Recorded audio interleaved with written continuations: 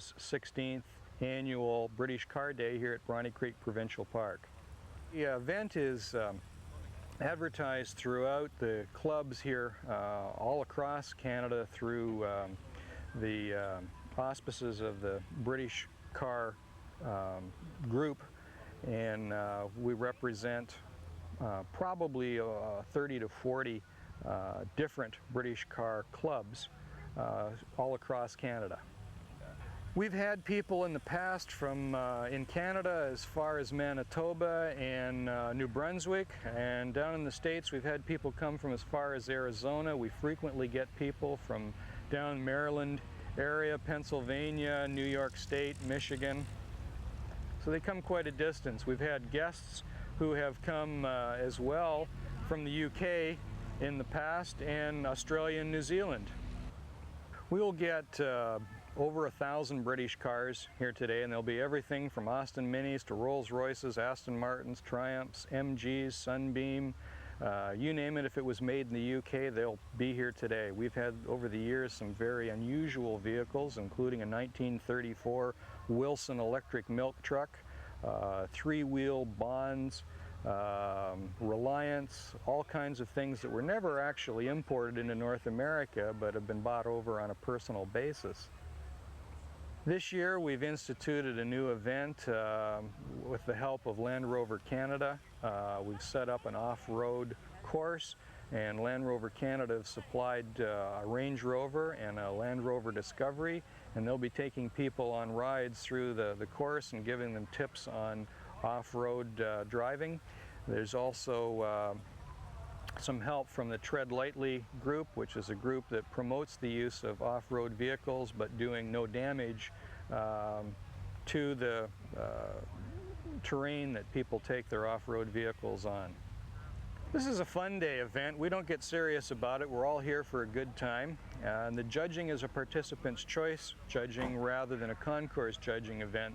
In essence, what a participant's choice judging is, you vote for the cars in each class that you like. They don't have to be original, they don't have to be pristine, just the cars that people enjoy looking at. Everyone is given a ballot when they register for the event, so each participant has a ballot and can vote for the cars in each and every class that'll be represented here today, and there'll be about 35 classes of vehicles. We have a group of very dedicated volunteers who will enter the ballots into a computerized voting system, and before folks leave today, this afternoon, they'll know who the winners in each class are. Let's begin our show on British Car Day by taking a look at one of Wayne's own cars. Wayne is not only the event organizer, but is also a collector in his own right. This is my 1973 TR6 that I purchased brand new in April of 1973. It's an original, unrestored car. It's not a concours car by any means. It's just an original car, and it shows the 26 years of use and abuse that it's had. They've owned the car since it was brand new. I had a little story that goes with it. My dad and I actually argued about purchasing this car. He wanted me to buy a Mercury Comet and told me that I wouldn't have this car in 2 years. And I told him at the time that I'd keep it for 10 years. Well, now after we've had it for 26 years, we laugh about that, and I tell him if he behaves himself, I'll let him drive it from time to time. I use it a lot around town. I have a son, and we go camping down in the bottom end of Pennsylvania. It's about a 7.5-hour run each way, and we take everything with us, all our camping gear, our food, everything. We're completely self-contained, just like a motorhome. At just 26 years old, this road classic could be considered rather young by some standards, yet it's still a rare collector's piece. I think in total, TR6 production that ran from 1969 to 1976 was just under 100,000. Around 98,000 of these were originally produced. Interestingly enough, virtually every part is still available for them, including brand new frames, and brand new body shells are still available through British Motor Heritage. In fact, Triumph is no longer in existence. The British Motor Heritage decided that several models of cars, including the TR6, the MGB, and the MG Midget, they would produce reproduce the body shells and all the parts for them. A lot of it's original tooling, and any of that tooling that was lost or worn out has been replaced. So you can buy a virtually brand new car today if you're so inclined. They have a straight six 2.5 liter with twin Zenith Stromberg carburetors. In the North American market, these engines develop around 100 horsepower.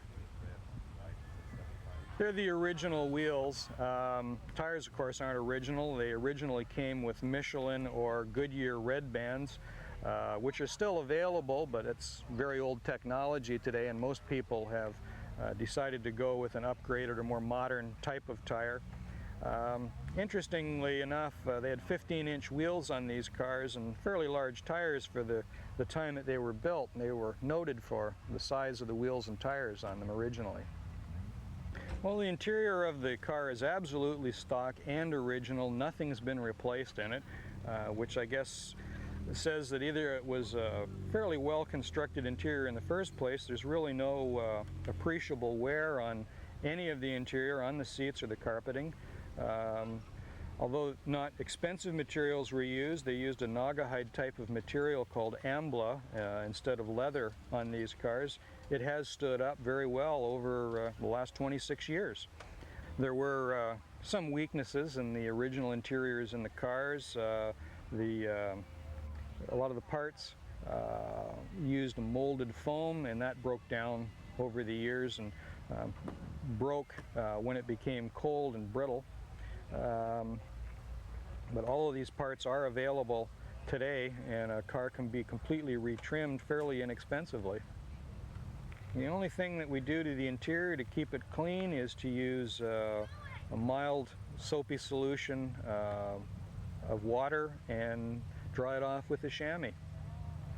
Vacuum the carpets and the seats, and that seems to take care of it. Well, I think things that are most special about this car are the fact that I've owned it for 26 years. In fact, I've had the car longer than I've known my wife, and we've been married for 23 years. It is an absolutely dead reliable car. It's probably the most reliable car that I own. In the 26 years that I've owned it, it's only ever quit on the road on me once. And I had it going again in less than 20 minutes and had absolutely no tools with me whatsoever. There's very few modern cars that can match that kind of reliability or ease of repair and maintenance. It's dead simple for a layperson backyard mechanic to work on. Like a lot of fellow collectors, Wayne has one major stumbling block, and that is how his wife feels about his collecting. I'm very heavily involved in the British old car hobby. I like to think that it gives her a sense of security knowing that I hold on to things for a long period of time.